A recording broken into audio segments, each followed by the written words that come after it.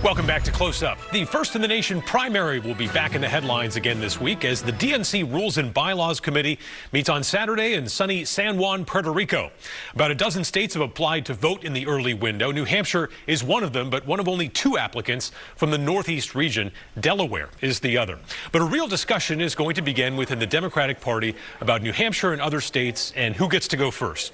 What we do know is if the DNC tries to relegate New Hampshire again, it's going to create conflict and distraction, and more internal strife is really the last thing the DNC wants or needs heading into the midterm elections. They want to focus on winning.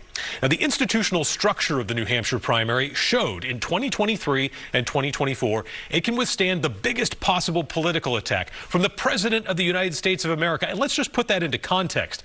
The President of the United States of America, Joe Biden, tried to destroy the New Hampshire primary, and he was not successful. In fact, he even came back to New Hampshire, even though he didn't campaign in the state. He came back a month after the primary was over to say thank you to New Hampshire Democrats for the write-in campaign they ran on his behalf. So what the enemies of the New Hampshire primary were trying to accomplish in 2024 on the Democratic side, not only did it not work, it failed spectacularly. And the pinnacle of that failure was losing the 2024 presidential election. Now, the other two big advantages the Granite State has going into this new process is that New Hampshire has precisely the kind of swing, independent voters the Democrats need to win back in order to start winning nationwide big elections again. Plus, New Hampshire has a proven record of getting election results quickly. There won't be waiting. We know the results that night or in very tight races, sometimes just a little after midnight.